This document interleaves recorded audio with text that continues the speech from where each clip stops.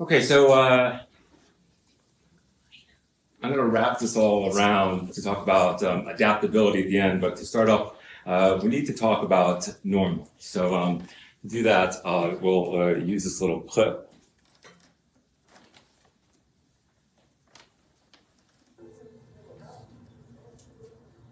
So should I call you like Papa or Dad or just Johnny? You can call me whatever feels comfortable to you. I don't know, it's just I'm not used to being able to choose. Maybe we can just take this process slowly and see how it feels. Yeah. And I'm just really sorry that your children died. You know, I don't think I can do that part. Yeah, I told you that's how me and Mom do it. If it makes sense for your mom to do that, that's cool, but it doesn't make sense for me. That's what I was explaining to you. It makes sense for you. Because it's ridiculous. Is it? It's sad. The question is, why do you want to do it? You are just terrible at this. Oh man, I'm trying. Let me ask you a question. Why does everything have to be like this kind of weird, eccentric thing that you do? Yeah, but why not just do something normal? Like What's everything wrong? in your real life. What's wrong? Okay, fine. Good point. All right, so what is normal? 50 years ago, if you ask my grandmother, what are the chances of there being transgender bathrooms and black men could be president and marijuana will be legal and gay people could marry, she would say 0.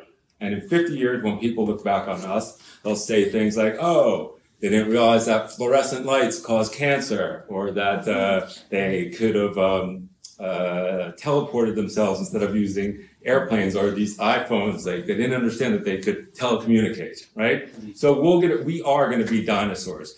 And that's one of the reasons we should espouse relativity, because, all these things are ephemeral. Okay, so today we're going to take a look at our way of being in the world, normal, things like that. And then at the end, I'm going to wrap it around to how we keep up with the changes in society. So adaptability is the thread at the very end. Take a look at this slide and we'll see how adaptable this gentleman is.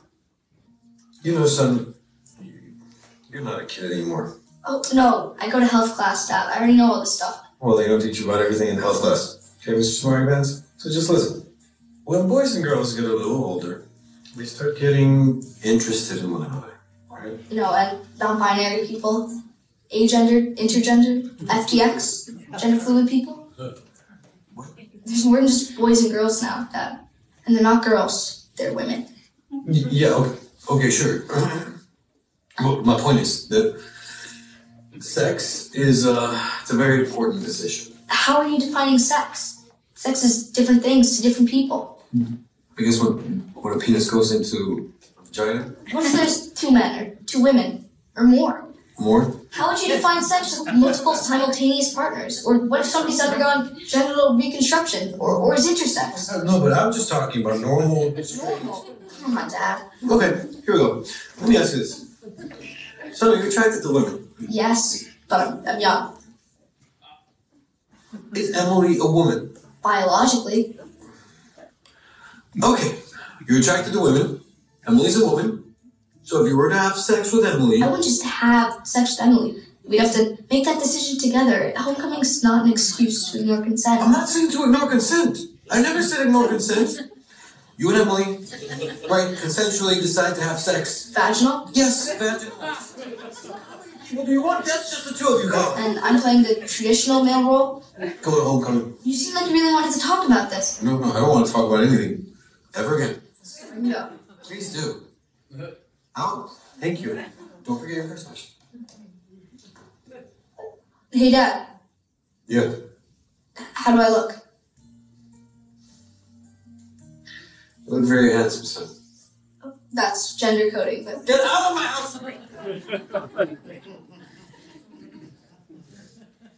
So my favorite quote is by Marshall McLuhan, who said, "I don't know who discovered water, but I doubt it was a fish." Einstein said it another way when he said that whatever level of consciousness created the problem will be unable to fix it. So today we're going to take a look at consciousness and the unconscious, the subconscious, and I believe there are three entryways into the subconscious. The first is jokes, and I might give some examples later. The second is magic, and I normally show some magic tricks in the class. And the third is dreams, and we're going to skip that part. All these things, including what we're going to go through in attachment theory, make up your paradigm, your perspective, what you consider to be normal. So Slavoj Žižek adds that what's in the subconscious is what we know, but that we don't know that we know. And that's some of the benefits of psychoanalysis. I love this quote by Ellen Sidhu. She says, "Thinking is trying to think the unthinkable. Thinking the thinkable is not really worth the effort."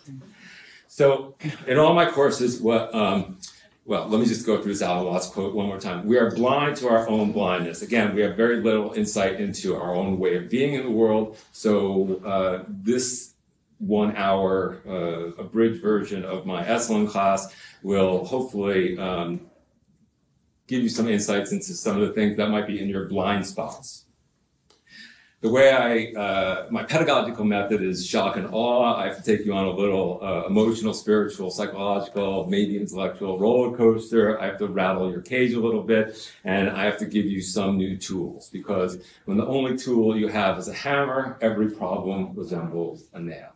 Right? So that's what we're doing today, giving you some new tools. I'd like you to use this room like a dressing room and pretend that you're trying on clothing, and if anything fits, you're free to take it. All the rest, just leave behind. Okay, so I'm very interested in language and how it relates to thoughts, right? Can you think things outside of words? On Peter Gabriel 2, there's one song, he says, I think in pictures, not in words, right? Some people, like Mozart and Beethoven, received symphonies whole and complete. So let's talk about the way our consciousness relates to language. What could you think if you didn't have a language? All right, and then, we're dependent upon this language, but look how inefficacious it is. There's no egg and eggplant, or ham and hamburger. There's no apple or pine and pineapple, or peas or nuts and peanuts. If a vegetarian eats vegetables, what does a humanitarian eat? We park on driveways and we drive on parkways. And then these are some real headlines. Squad help. I won't say it because they don't enunciate the one reading, but there's two readings of all of these, right? These are headlines. These were in the papers. Okay, so. All right, so could language be a prison, a cage? Lacan says, language thinks me. Language thinks me. Okay, here's another interesting paradox. I think that as sentient beings, what we really want is to be loved unconditionally, and we're only given tools in our society to gain love conditionally. So it's a very interesting conundrum, because what we're going to analyze today is how you go about trying to get that thing that I believe you can't get. So we all know the language that gets us admired. I sit in cafes sometimes, and I have 20/20 hearing, so I happen to be able to hear the people next to me. This is a tough crowd because that was really funny. So I happen to listen into other people's conversations, I was saying, and it's interesting when people talk about vacations or zip codes or all these status symbols and things, because, Carol Mace says, we're all just trying to find our tribe, right? Your brain can hold 150 faces and names, and we're trying to discern whether people are friends or foes when we meet them. In a bar, a lot of times guys will be like, hey, where are you from? What's your name? What do you do? Right? Very simple question like that. So we all know language that gets us admired. And would you rather be admired or loved? So when people come into my office, couples a lot of times, I try to raise consciousness by saying, what do you want to say on your tombstone? Do you want it to say, was really admired? Do you want it to say, profited on Bitcoin? Do you want to say on your tombstone, wealthiest person in this cemetery? Do you want to say, owned a large house with a great zip code and a great beach house too? No. Any sane person wants their tombstone to say, beloved. And yet we're running around talking about all these other things, right? This is my favorite tombstone.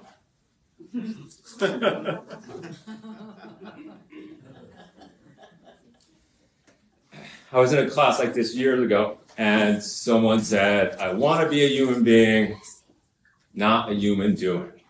And yet we fill up our lives with distractions, we're always doing things, and, it's, we have to figure out a way to revitalize our lives so that we are human beings or beings. Leonard Cohen said this all much better than I could ever say when he said, we are not mad, we are human. We want to love, and someone must forgive us for the paths we take to love. For the paths are many and dark, and we are ardent and cruel in our journey. Ram Dass said it a little more succinctly when he said, we're all just walking each other home.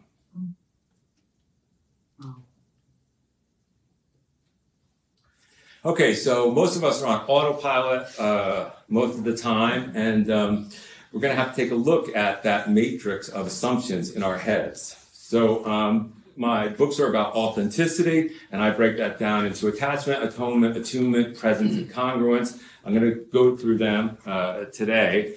But first, let's think about how we became inauthentic.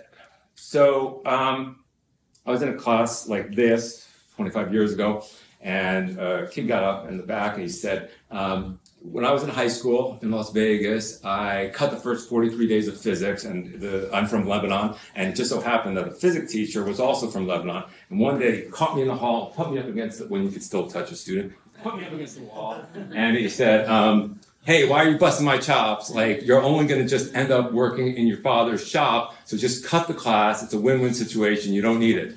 So what did the kid do? He went to class every day. He doubled his efforts. He got an A in the class, and he went to Las Vegas College, and he came out, and he owned a shop. And so the teacher says to the kid, says to the guy now, because it's 20 years later, he says, what's the name of your shop? And he says, it's Bob's shop. He says, no, it's not. What's the name of your shop? I said, well, my name's Bob, so it's Bob's shop. No, it's not. What's the name of your shop? So the kid's starting to get angry. He says, name of your shop is Not My Father's Shop. So in my book, I write, we become what we love and we become what we hate, and both are inauthentic.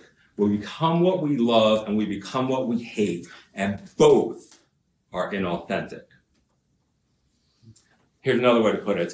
One brother asked the other brother, so why'd you grow up to be a drunk? He says, because Dad was a drunk. He says, well, why'd you grow up to be a drunk? Why'd you grow up to not be a drunk? He says, because Dad was a drunk. So again, we become what we love and we become what we hate, and both are inauthentic. Everyone's seen this chart before. K represents everything that you know how to speak English, you know how to use an iPhone, you know how to drive a car. DK represents everything you don't know how to change your carburetor on a Bugatti, you don't know how to fly to the moon, you don't know how to get your kids to listen to you. And then DK is everything that you don't know, and that is infinite. What you don't know is infinite. So we're going to take a look today at some of those things that might be in your blind spots that could be causing any unsatisfactoriness. And then at the end, we'll see if we can make tweaks.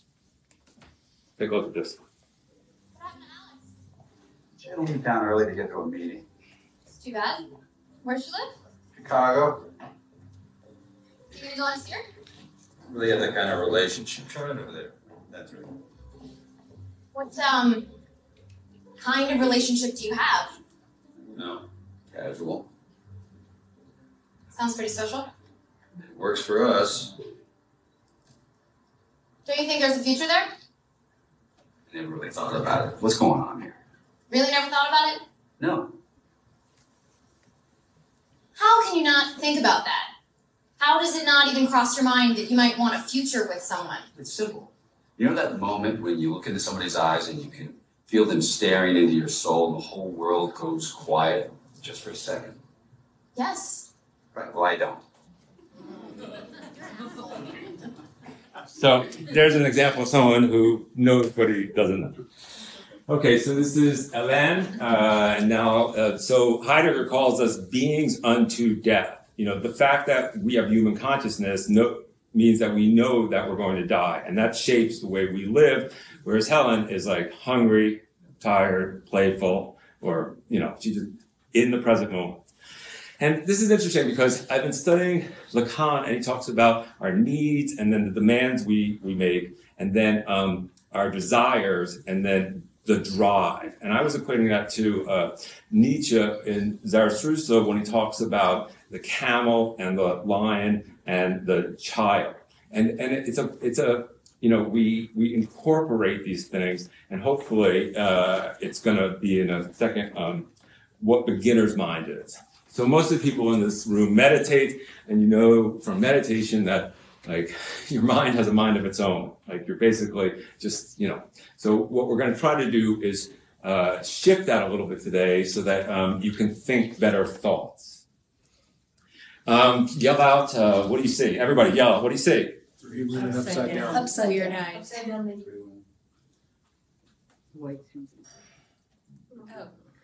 I'll do it one more time. So yell out, what do you see? Oh, lips upside down. Right.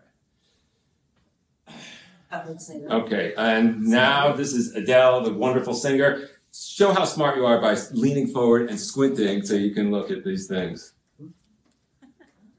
This is called the Thatcher effect. So your mind adds things. This is. Oh yeah. Okay, I want you to yell the answers to the next two questions. So everybody, what's the color of snow? White. And what do cows drink? Milk. They drink water. Oh, right.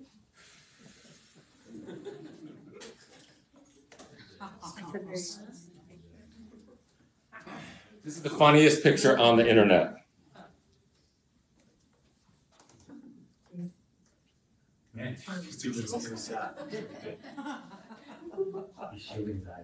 This is all of us. We all have hats and we're all wearing them backwards, right? So today we're going to try and turn them around. There is no immaculate perception. The map is not the territory. So Wittgenstein asked, posited, and I say red and you think red, how do we know that we're envisioning the same thing? We don't, we can't, right? So Magritte has, it's so funny because he has these wonderful titles like The Treachery of Delusions or something, but anyways, this is Cécile Payne-Piet. So why did he paint this? Because you cannot smoke a painting, right? We all have images in our heads of things, and then they correspond to reality, but do we actually know how they correspond? And again, when I think of a pipe and you think of a pipe, how is it the same thing? We don't know. So again, we have to go on this little roller coaster to be able to take ourselves off of autopilot and revitalize our lives. So besides authenticity that I talk about in the first book mostly, I love the concept of autonomy and agency, because what I find is that there's definitely inverse correlation between autonomy and depression.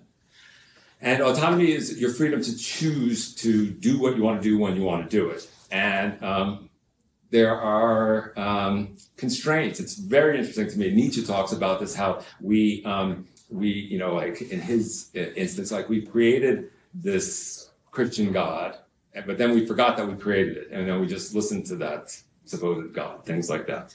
And then agency is your ability to enact or engender, bring about the things that, you know, will bring you happiness. So autonomy and agency in addition to authenticity. And to me, that's why I was talking about the camel and the lion and the child, and also Lacan's drive, because it adds up to beginner's mind, which is explicated by this beautiful phrase from the Four Quartets.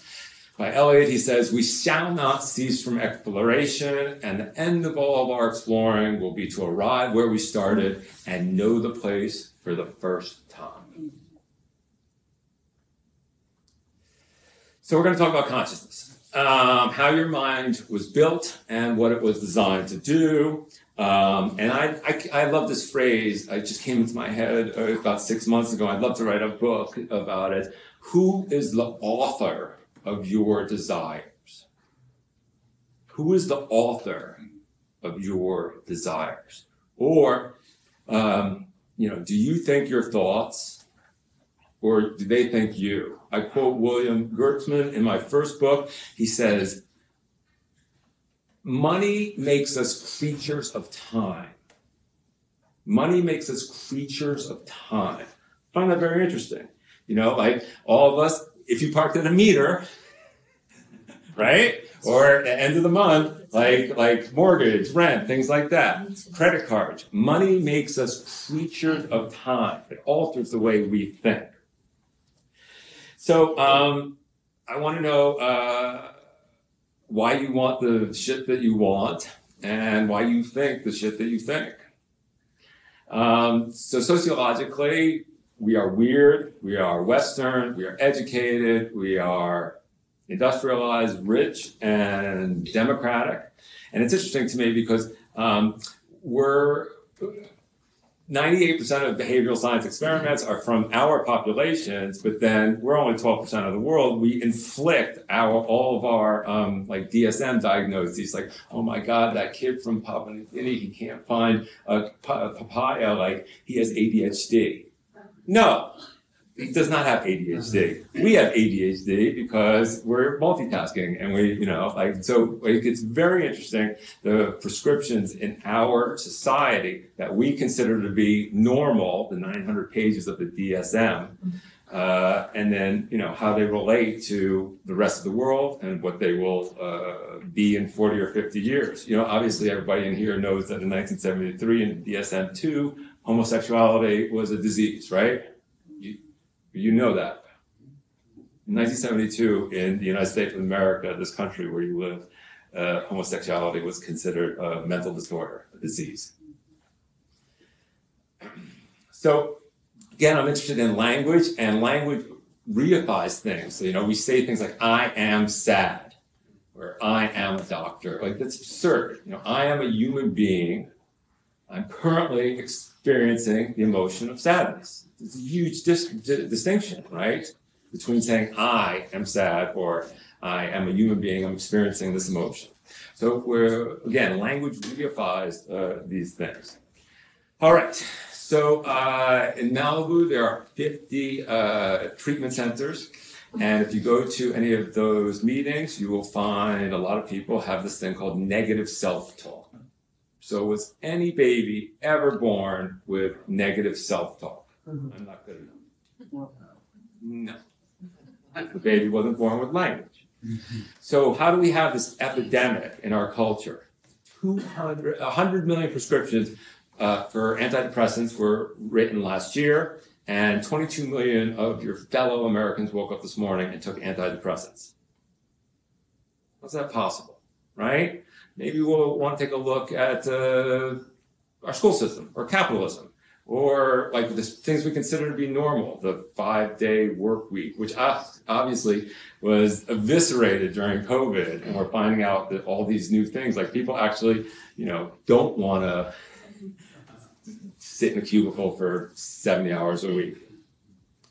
So I'm just going to be provocative and say, I think that most of our interactions for the first 18 years of our lives are some form of behavior modification. You know, your parents like smile when you use a fork, and they frown when you throw the spaghetti on the floor, right? And the language around that is extremely negative. Like, how do we're trying to make these, you know, I always tell this joke. My buddy David, we lived in New York City 20 years ago. He had a 2-year-old. And he needed letters of recommendation to get the 2-year-old into some preschool. And he said, yeah, but they have a very high correlation of getting those kids like into Harvard. And I was like, your child like wants to play with things. They're not concerned with letters of recommendation and getting into Harvard in 16 years. But, you know, we're trying to make productive members of society. And, you know, we do that through constraining them, right? We do them by telling them what not to do. Again, negative self-talk. Think about this. Don't do this. Don't do that. So, Donald Winnicott from the United Kingdom talks about, I'm paraphrasing, we develop a false self, a facade, a persona, in order to survive our childhoods. And, you know, there's this phrase I've just heard recently, breadcrumb. And again, we create this false self in order to get the breadcrumbs of our emotional and psychological needs met when we're kids. And whatever persona you created to survive your childhood, whether it's you were the jock or the cool or the rebel or whatever it is fantastic. And I know that because you're here. On the other hand, there might be unwitting ramifications of the persona that you created when you were 7, 11, or 14 that are hindering you now from getting the authentic love that you really crave.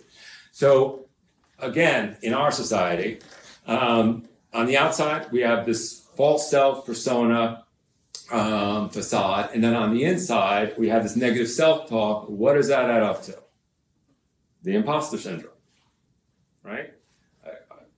I'm not good enough, and I'm gonna sabotage all my relationships, but before like they can find out that I'm really, you know, unworthy, things like that. So again, just trying to raise consciousness around these things. And for me, I break down authenticity into attachment, atonement, attunement, presence, and congruence, and we're going to try and go through them right now. So attachment theory, a lot of you know.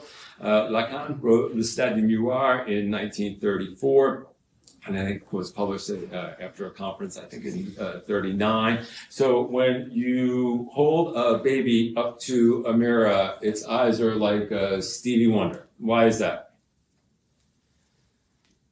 It doesn't know that it's self, that it has a self. It has no self, right? And this is fascinating to me. This is what I've been studying recently, like the comprehensiveness. You know, like if I hold Hélène, my cat, up to the mirror, it's like she doesn't know, like, oh, those are my eyes. Like, it's very interesting, this concept. And then Lacan has this whole other theory about the mother standing behind the child, and then that the gaze of the mother is what actually, like, the child can see that mother is a whole person, and then eventually, after 6 to 18 months, it says like, okay, I'm a whole person, even though I can't see my back, I can't see these things. Like, that's why the mirror is so important. So, in this early 60s, John Bowlby in the United Kingdom started this thing about attachment theory when he noticed that babies got distressed when their mothers were absent. Go figure. Right? Because babies are going to die. They know that. That's the one thing they know if they're not taken care of, right? They just need 4 things, and if they don't get them, they perish. So they cry until the parents can sort out which one of the 4 things they need. And then in 1969, Mary Ainsworth did these experiments called The Strange Situation, where a mother and a baby went into a room, and then the mother left, and the baby did one of a couple of things, which I'll describe in a second, and then the mother came back in, and what was observed is how the baby reattached to the mother. And this has implications as to how we attach as adults. So we'll just go through them briefly. The first one is secure attachment. If your parents were a loving presence in your life, and I'm joking in my head right now because the punchline is I was born in 1966, and my parents they went to the Nietzschean school of child rearing, which was what doesn't kill it makes it stronger, like let it cry itself out, right? And now we have this. If you go to the Palisades, this is funny. Now you have the opposite now, where you have parents enabling the kids, like so that they think the sun shines out their ass. So now we have like this, you know, as I write in the book that parenting styles come in ebbs and flows, right? So my parents were very concerned with the second Hitler coming, right? So they were like, you must be a doctor, you must be a lawyer, like just because, and for some reason that was the rationale, right?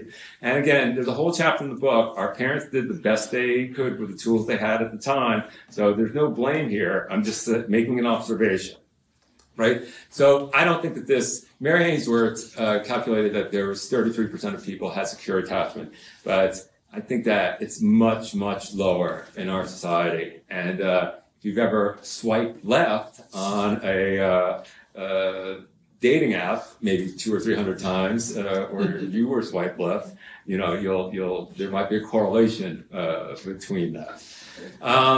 Okay, so the second type of reattachment is called avoidant or indifferent.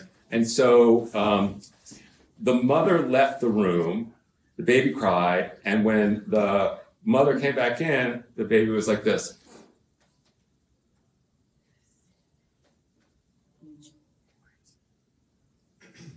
Well, fuck you.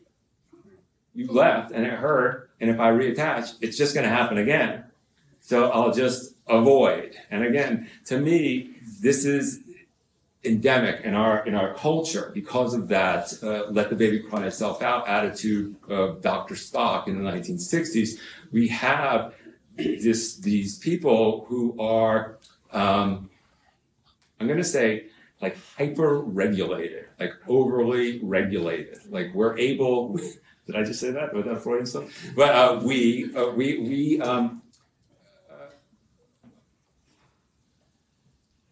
firstly,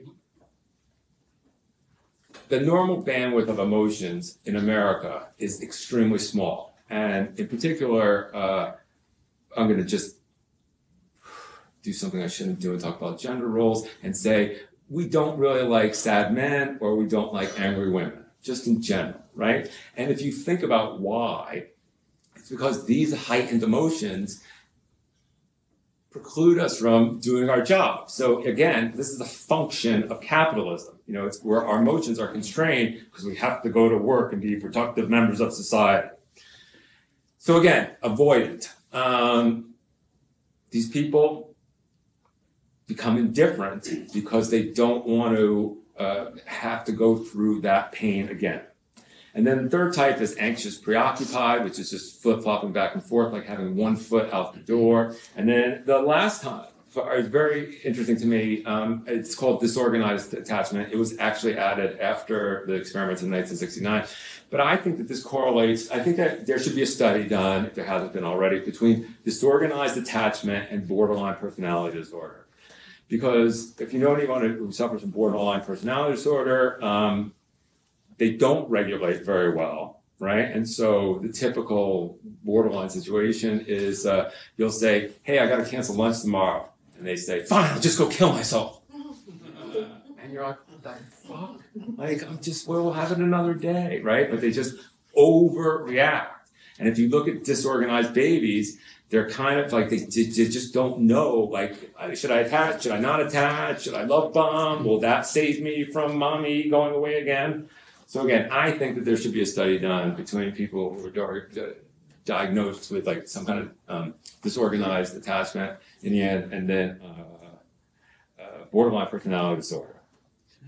We can have questions afterwards. Thank you. So you can take a look at a couple of these charts that I have and just get a sense of how securely you attach to other people. And then the reason this is so interesting to me is because this constitutes part of what we were talking about before, your subconscious, your paradigm, your perspective. And I love this quote, to choose doubt as a philosophy of life is akin to choosing immobility as a means of transportation. So again, we've assimilated all of these things, and that's what's interesting to me, how they manifest today. So in the Art Institute in Chicago, there's a painting when you walk down the hall, and it has this Einstein quote on it. There are only two ways to live your life. You can either live as though nothing is a miracle, or you can live as though everything is a miracle. And again, so here's the reason that this is important. So there's a book called Marriage as a Path to Wholeness by Harville Hendricks, and he says that the subconscious purpose of marriage in America is to enable us to complete our childhoods. Our parents had deficits, those deficits wounded us, those wounds became defense mechanisms, and those defense mechanisms became our personalities. And we'll always be attracted to people who can replicate the dynamics from one or more of our primary caregivers. And then Marianne Williamson adds, if they can't replicate them, we'll train them to. So for me, there's a wounded child in all of us that wants to be loved unconditionally. And then when you get into a fight with your loved one because of them asking you to change the sheets or whatever, and you become dysregulated, you lose your regulation, and you assassinate their character, or you say things, you always do this, you never do this, things like that, right? It's very interesting, because if you knew your attachment dynamic and the way you related to your primary caregivers when you were 3 and 5, then it might inspire you to take a deep breath and not, become that wounded child when you're having a conflict, supposedly, with your partner. And then Alice Miller wrote a drama, The Gifted Child, and for people, again, of my generation, she says that we were objectified by our parents. So we were essentially appendages, right? And like our mothers would say things like, you're making me look bad. So essentially, we weren't allowed to have our own emotional experience. I don't know if that relates to anyone in here, but the original title, who knows the original title of the drama The Gifted Child? It's something like How to Deal with a Narcissistic Mother. And then they thought that wouldn't be a big seller in 1972, and they're probably right. But until Christopher Lasch's book, which was 1979, The Culture of Narcissism. Again, just wanting you to try on some things that might be in your blind spots and take a look at, do you just trust people, or, sometimes when I teach this in a larger venue, I'll say there'll be people from Montana or South Dakota, and I'll say, raise your hand if your front door is unlocked right now. And just think of your password manager and the locks on your door. And I mean, I grew up in New York City in the 70s. So you go into someone's apartment and they'd have 3 different bolt locks, right? And then there was that thing where it's like this iron rod that goes like this, and it's in the floor. It's at that perfect angle. So even if on the 4th floor, if your door was hit by a train, it would stop it. And then there was a baseball bat in the other corner. And then in the nightstand was a gun. And so what I'm asking you is, what is your normal level of fear? Do you have any insight into what you do to not get robbed or to, I see this all the time. I'll sit down in a cafe and a woman will move her bag over, just an inch like this. And it's totally subconscious, right? And I'm just man, who do I look like? Really? Just notice these things. Okay, so that's attachment. And now this is at-one-ment or atonement. So this is a painting on the third floor of the Met in New York. It's by Barnett Newman, and it's called One-ment, which is not a word. And if you put at in front of it, it becomes atonement. And I'm going to give you this new definition to realize your inner wholeness. So the tool we're going to use for this is forgiveness. And again, there's a whole book about this, how to release your resentments. So there's a beautiful quote by Suzuki Roshi who says, "You're perfect, and there's room for improvement." So for me, it's very interesting. When I teach this course in the longer version, again, I'm interested in consciousness, and I think that the dialectic in our culture, and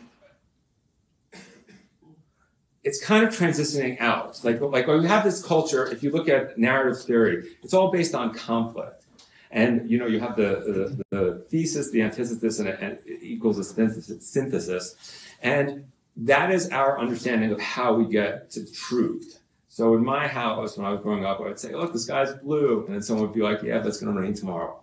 So, notice the way you respond to things, because I think we're all primed to be searching for truth. So, do we normally look to say the opposite in some ways? It's fascinating to me because there are ramifications of this, right? I mean, if you're always doing that, you're going to come off as hypercritical, and the person's going to be like, I'm just going to shut up because, you know, this person just jettisons, gainsays everything I say. Okay. The reason I went into that was because,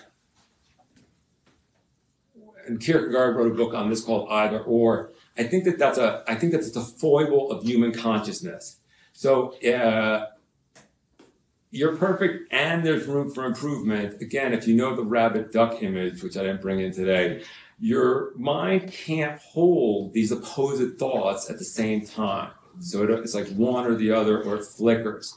So you're perfect, and there's room for improvement. It's a very interesting concept. So if we were going to go through some meditations, what I would say is we do an observing your thoughts meditation, and then I would ask you what part of you was observing your thoughts, right? And some people point here, some people point here, but the point is that you are not your thoughts. And the way you think in this dialectical manner, everything is in two, like you think of everything's its opposite, like black, white, tall, short, things like that. I think it's a real problem. I think it's a problem, and it's caused a lot of wars and conflict in our culture that are unnecessary. Okay, so your mind was built because of the traumas of just normal life. It was built to create woulda, coulda, shoulda, didn't, grievance stories, right? And your mind thinks these things, shouldn't have happened. So I love this quote by Eckhart Tolle, who says, "You either accept your life or change it. Any other position is insane." So if you complain about something, if you said, "Oh, I would have been better if my parents didn't get divorced, or if I had gone to this other school, or blah, blah, blah,"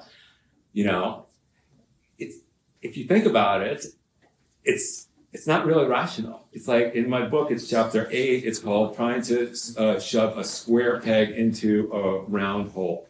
So the way we clean up our past so that we can show up authentically for the present moment is through forgiveness. And I'll give you a new definition of forgiveness. It's not condoning someone else's behavior. It's releasing your right to resent that something happened. So, ressentiment en français, re is again, sentiment, sentiment. So you're re-feeling things from 20, 30 years ago. So do me a favor, everyone raise your hand like this. On the count of 3, I'd like you to clap last Thursday. 1, 2, clap last Thursday. Clap last year. Okay, so you can't change the past. What good does it do complaining about it? And yet, that's what your mind was built to do. Create grievance stories about the past.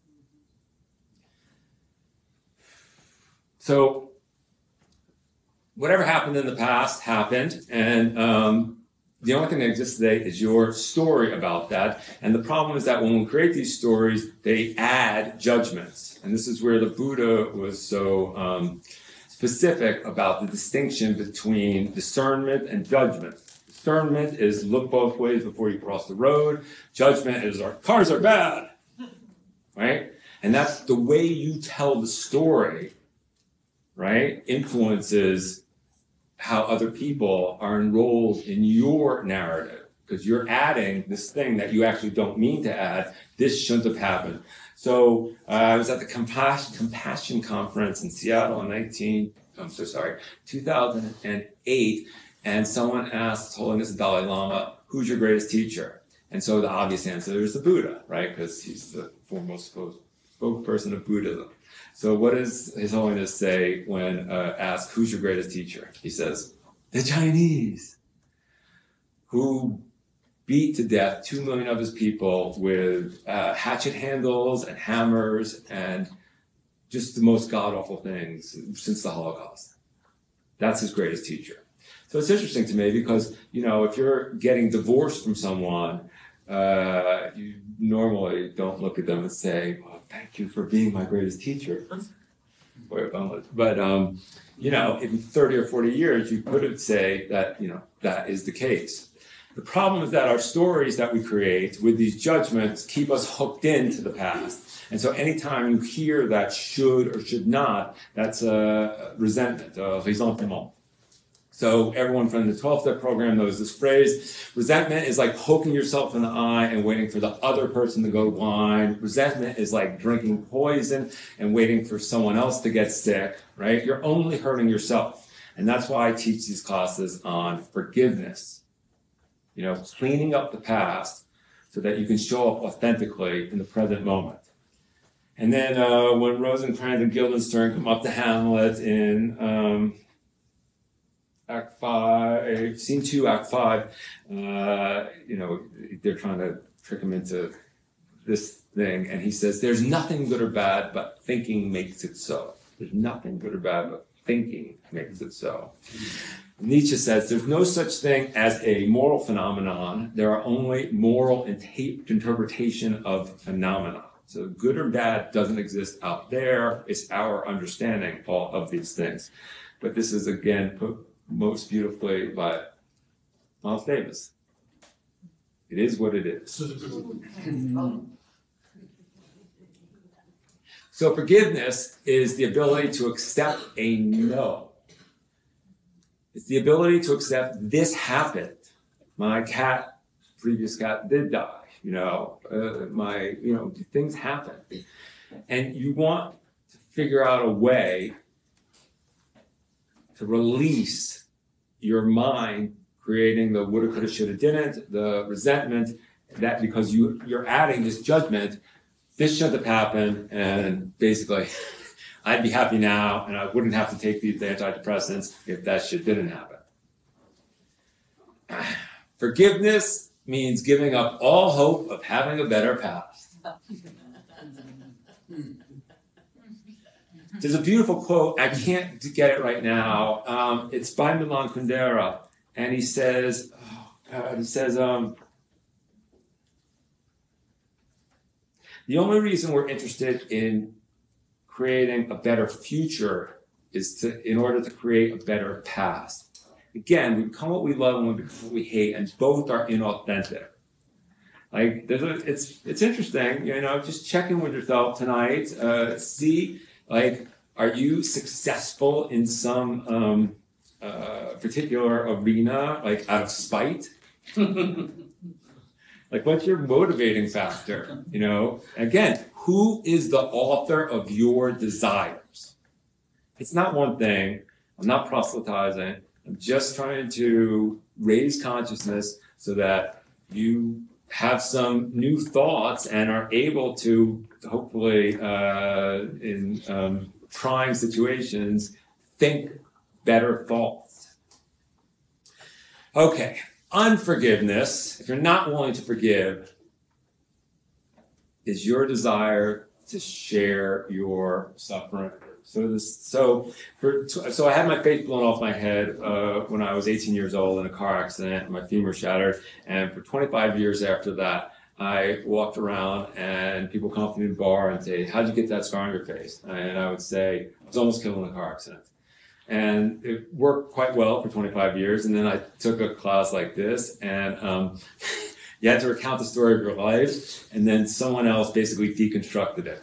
So I was there with this guy. And I said, I was almost killed in a car accident. He goes, "No, you weren't." And I was like,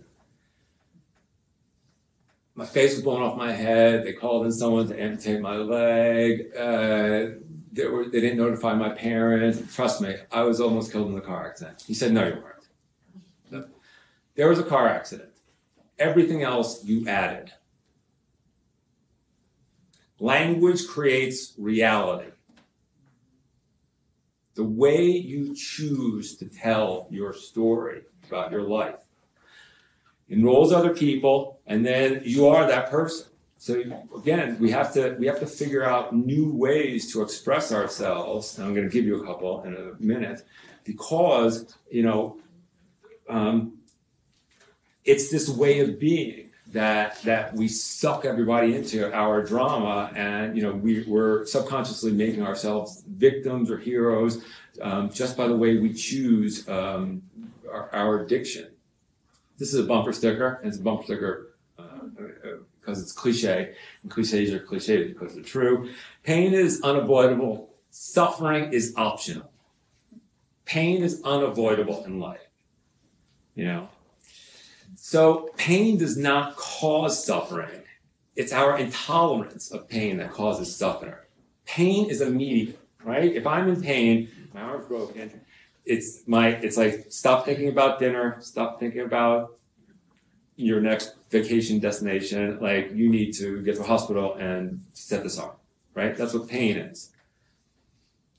But again, years later, we're suffering because of things that happened last Thursday.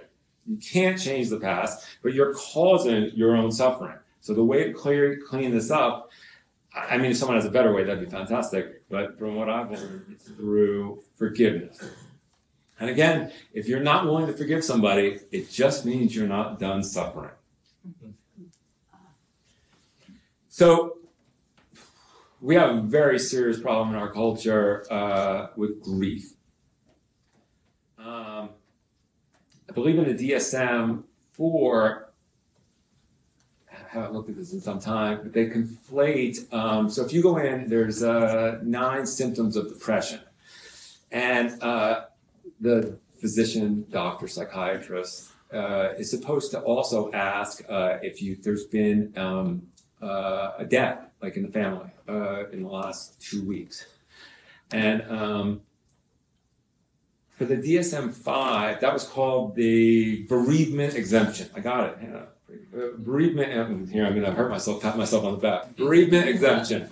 And in the DSM-5, that was eliminated, and the rationale was because they found that the same medication that worked on depression also worked on bereavement. Now think about that. You call your boss up and say, my son was hit by a car and killed. And she says, that's really awful, you should take 2 weeks off of work.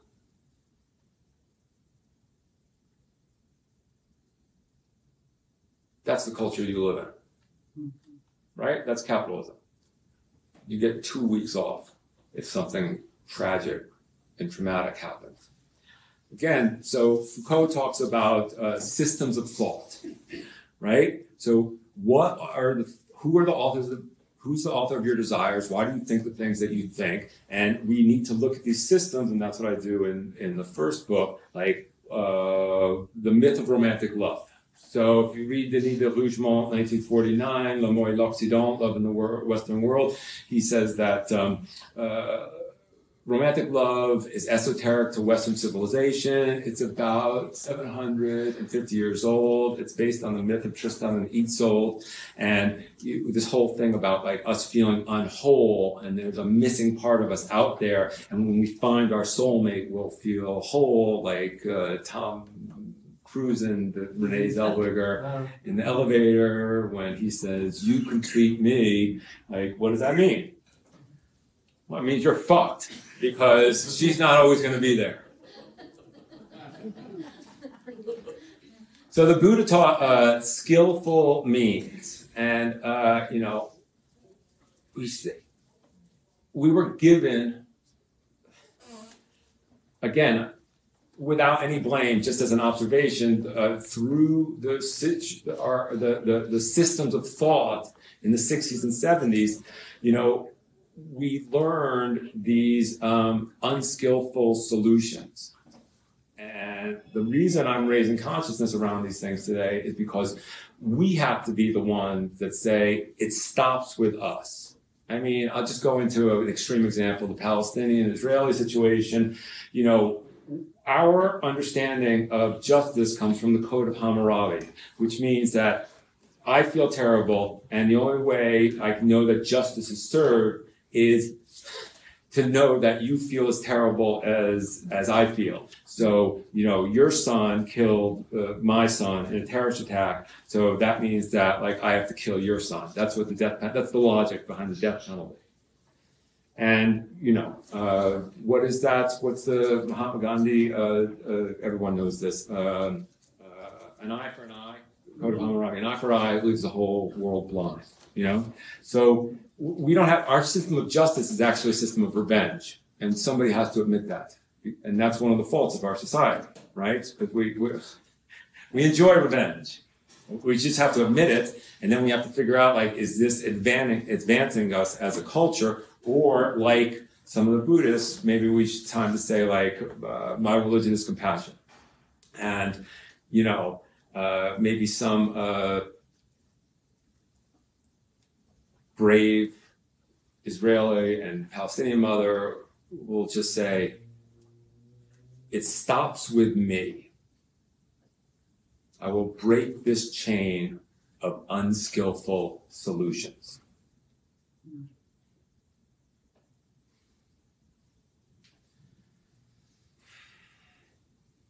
So, again, if we're doing this class in a longer format, I would ask you to meditate on any grudges that you hold. Who would you need to forgive, to release those machinations in your head, those ruminations, that like, oh, I'd be happy now if this didn't happen or that didn't happen, It happened, right? Clap last Thursday. Can't change the past. What good does it do complaining about it,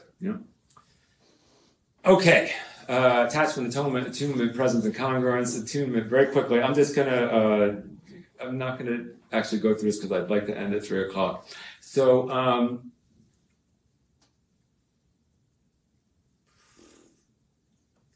multitasking. A lot of times, unintentionally, when we're interacting with other human beings, us invalidate the other person's emotional experience. So in my book, I write, mirror neurons do not fire via text message. Mirror neurons do not fire via text message. So in 2007, after I graduated with my psychology degree, I moved to Austin, Texas by mistake. And I had a supervisor there, and we were talking one day, and he said, shit, I can turn anyone off the street into a psychotherapist in 5 minutes. And he went like this.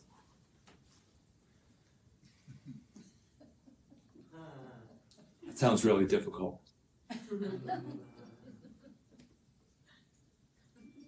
That sounds really challenging.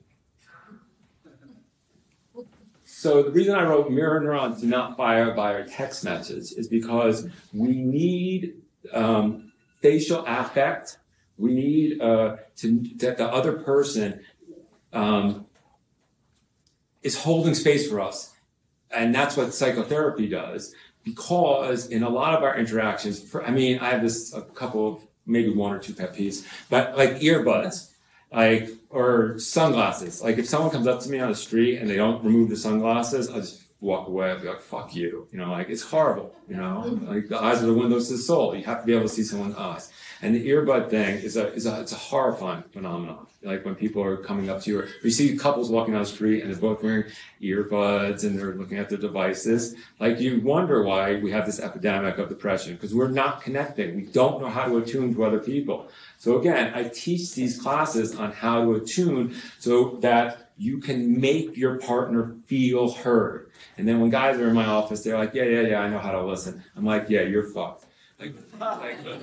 Like listening is completely distinct from making someone feel heard.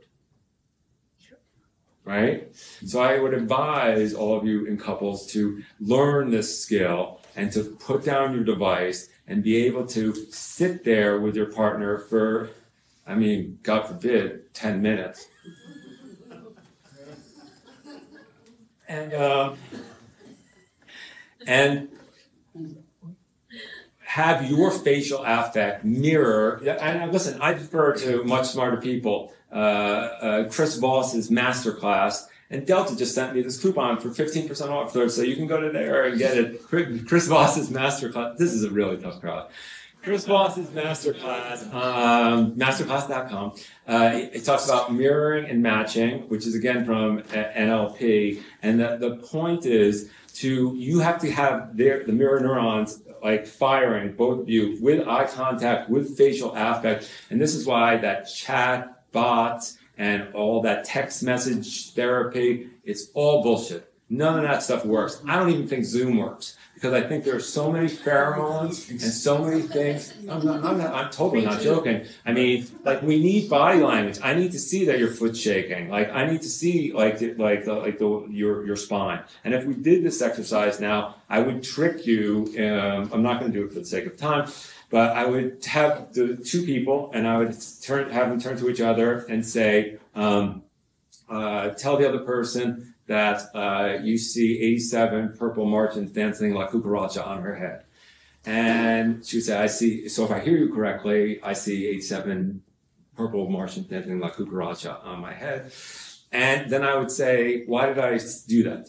Because this is about the process, not about the content. There's a study done at UCLA in the 70s where 93% of all communication is nonverbal.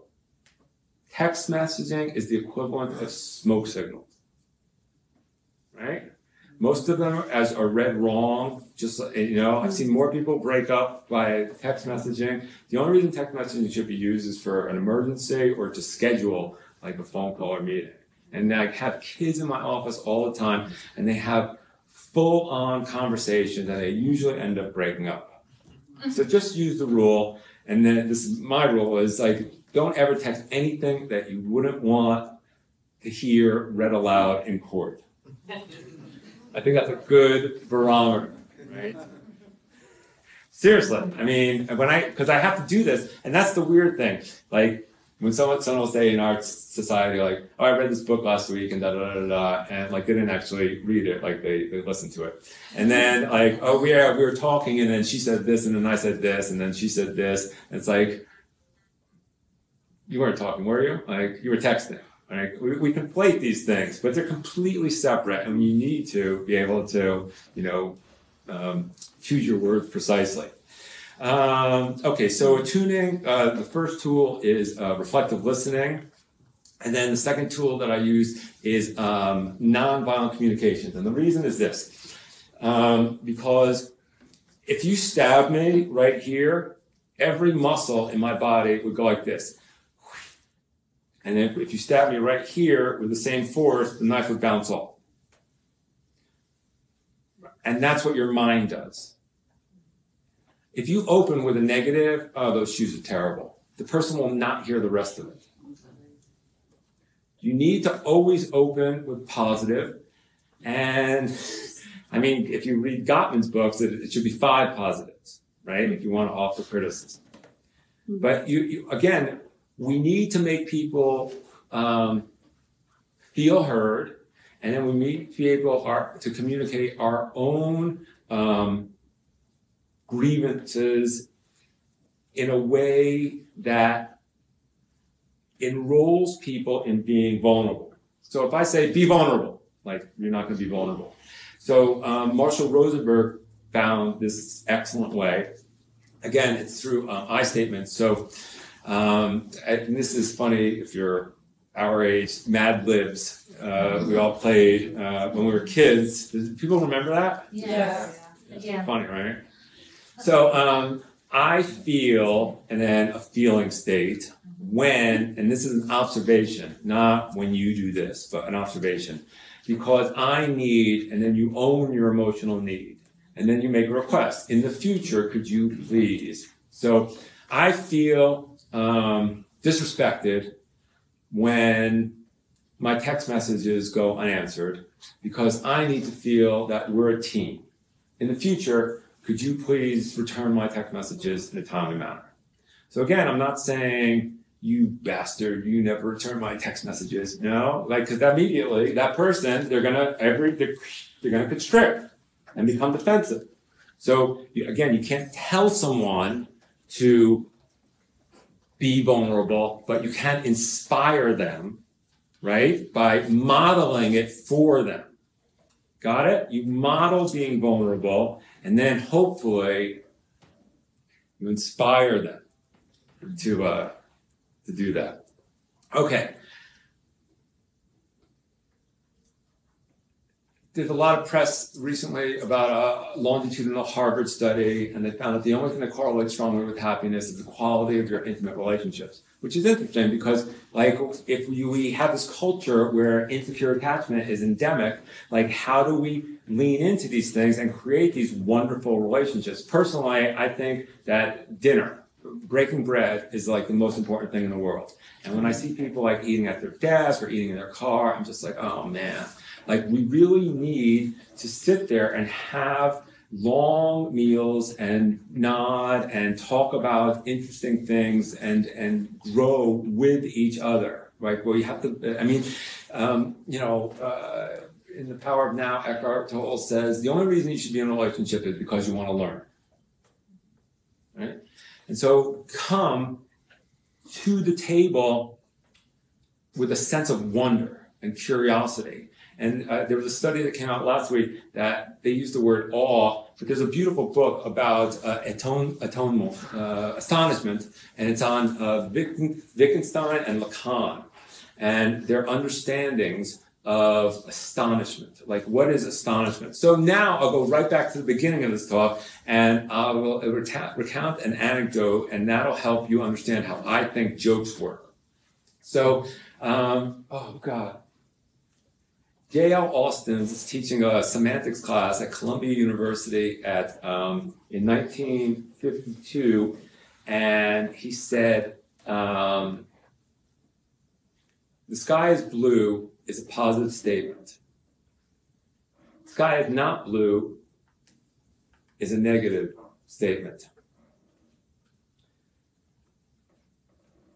If I say, I cannot resist the chocolate, those are two negatives that make a positive.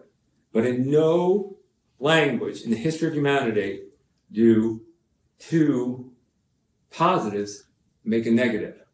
And Morgan Besson Schmisser in the back of the room said, yeah. So for me, the way jokes work is that there's a setup, like he's as dumb as A, right? And then your mind has this circle, and you have about 50 things in it, stone, fish, whatever. And if I say any of those things at the punchline, it's not funny. And then there's this infinite array of absurd things, and if I say any of those things, it's not funny. So like my cat doesn't laugh. So, not as yours. So, what's interesting about humor, and then Freud wrote jokes in relation to the unconscious, and then Lacan's fifth seminar on the formation of the unconscious, it revolves around jokes. Again, because that's, I believe, an entryway to finding out how your mind really works. So there's this circle of things, and what laughter is to me is it's like this nervous energy that you're expelling from your body, and what you're really saying is, oh, I should have thought of that, but you didn't. So again, if you did think of it, it's not funny. If it's absurd, not funny. But again, yeah. So does anyone want to leave, or can I tell what I think is the funniest joke ever? They'll tell us. Okay, this is the funniest joke, I think, and then we'll discuss it afterwards. So the CIA is auditioning for the top hit person in the world. And there's 3 contestants, and they've gone through all the stuff until they get to the last thing. And so for the final test, the first guy comes up, and the CIA guy says, okay, for your final assignment, I'd like you to take this gun and go into that restaurant. In the corner, in a booth, is your wife. You have to blow her brains out and come back outside. Takes the gun, goes inside, silence, comes outside, puts the gun down, and says, couldn't do it. Second guy comes up, and they say, okay, so for your final assignment, you have to take this gun, you have to go into that restaurant. In the corner is your wife in a booth. You have to blow her brains out and come outside. He says, okay. Takes the gun, goes inside, silence, comes back out, puts the gun down. Third contestant is a woman. They say, okay, for your final assignment, you have to go into that restaurant. In the corner is your husband in a booth. You have to blow his brains out and come outside. She says, okay. She takes the gun. She goes through the restaurant. There's silence, right? And then inside the restaurant, the guy hears that there's a bit of a ruckus. And finally, the woman comes outside. She puts the gun down. She goes, you fucking idiot. You gave me a gun full of blanks. I had to kill him with a chair.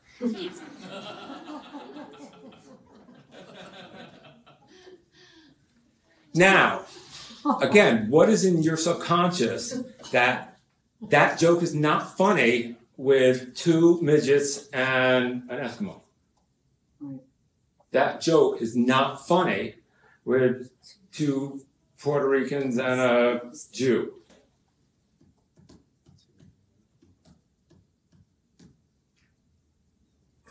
Fucking idiot, you gave me a gun full of blanks. I had to kill him with a chair. I think that is good. It's awful. It's horrible. I didn't tell that joke on camera. Okay, so presence for me, the tool is just meditation. So on my first DVD, and I think in one of the books, depression relates to thoughts about Depression relates to thoughts about the past. Anxiety relates to thoughts about the future. The past no longer exists. It's dead and gone. The future doesn't yet exist. So how can depression and anxiety exist?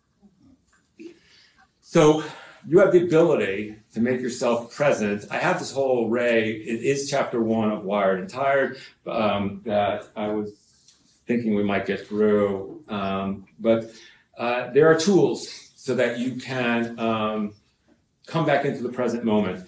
The 3-part breath is, to me, the best because our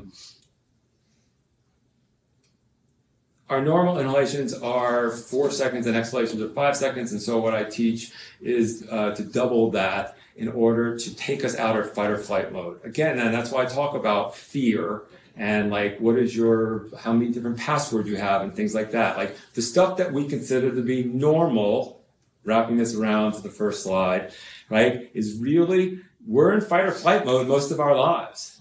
Yeah. You know, and you wonder why you have like burnt adrenals or you're wired and tired or you can't sleep, things like that. Okay, so just to finish up, Alice Walker, we are the ones we've been waiting for. You know, the world is in dire straits right now. I think we're on the brink of the Civil War. I use that Marshall McLuhan quote, I don't know who discovered water, but I doubt it was a fish, because what's happening around us, I think, is the implosion of capitalism, right? Our country is whatever trillions of dollars in debt. We're all the beneficiaries through mortgages, credit cards and student loans. Those are all bubbles, right? We just happen to be the strongest country in the world, which is why people invest in us and we have a strong dollar. But really, it's a house of cards, and we should expect the unexpected. So if our one of the systems of thought that influences the way we think is money, like what's going to happen when the stock market goes to zero on Tuesday, if it did, or if the dollar, something terrible happens, we don't know. We don't know about the war in the Ukraine. We don't know about nuclear weapons, things like that. So again, we are the ones we have been waiting for. We cannot kick the can down the road any further with climate change, with all the terrible things that are happening. We have to be the instruments of change. We have to be the change that we want to see in the world. So, I usually try to end these talks with something extremely provocative. I ask people, what are you going to leave here with? There's only two things you can leave here with. You can either leave here with results or you can leave here with excuses.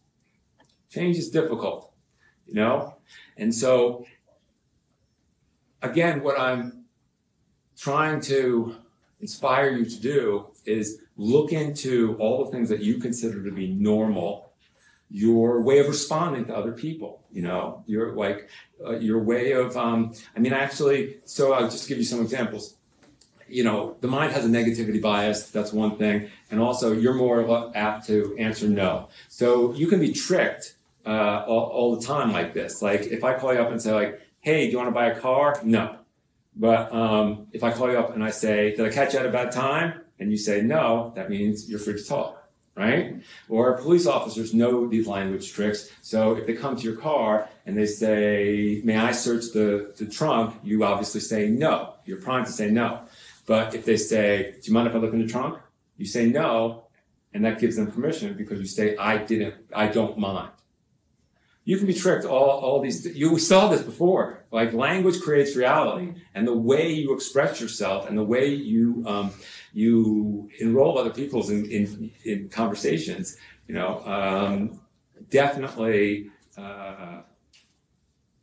has proclivities in terms of getting the responses that you desire. And if that doesn't inspire you, maybe this will. Proclivities in terms of getting the responses that you desire. And if that doesn't inspire you, maybe this will. Proclivities in terms of getting the responses that you desire. And if that doesn't inspire you, maybe this will. Here, last day on earth, the person you became will meet the person you could have become.